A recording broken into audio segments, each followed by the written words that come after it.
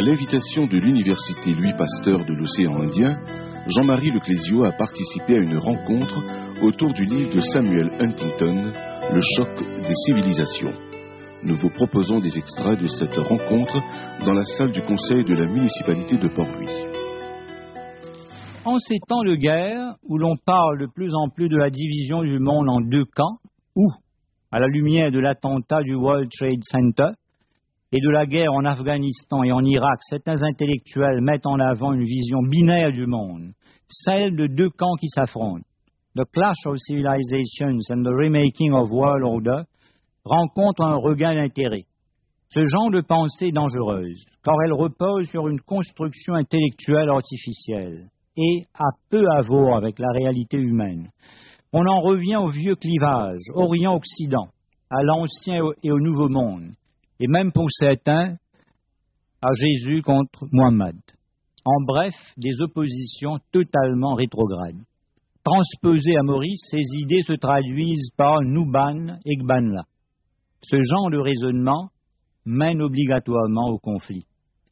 Alors examinons maintenant de près trois aspects fondamentaux de la thèse de Huntington. Sa définition des civilisations, l'identification des 7 civilisations majeures d'hier et d'aujourd'hui, tout ça c'est de Huntington, je ne pourrais pas, mais tout ça c'est entre guillemets 7 civilisations majeures d'hier et d'aujourd'hui, et son modèle explicatif à 3 niveaux de la dynamique des guerres civilisationnelles. C'est le thème qu'il utilise, dynamique des guerres civilisationnelles. Alors d'abord la définition des civilisations. Pour Huntington, les civilisations se définissent par 6 caractéristiques particulières.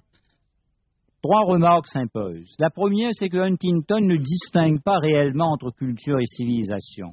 Je le cite, une civilisation est une entité culturelle, une culture au sens large, la manière de vivre en général. Fin de citation. La deuxième remarque que je fais, c'est qu'il conçoit les civilisations comme étant monolithiques et homogènes, bien qu'il reconnaisse qu'elles sont au pluriel dans le sens qu'il n'existe pas une seule norme de civilisation, chacune étant civilisée à sa façon.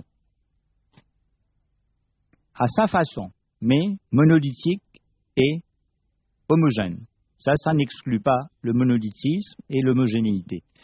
Et qu'elles évoluent, s'adaptent, ont la vie dure, tout en étant peut-être mortelles.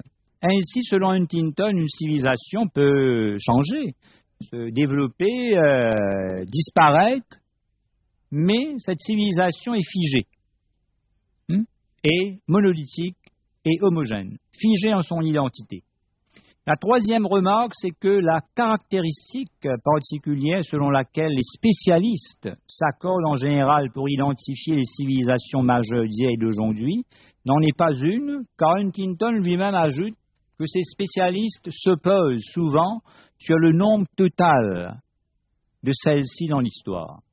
Pour Quigley, qu'il cite souvent, Carroll Quigley, il y en aurait 24, et selon Toynbee, 23. McNay et les Brodel sont d'avis qu'elles sont au nombre de 9.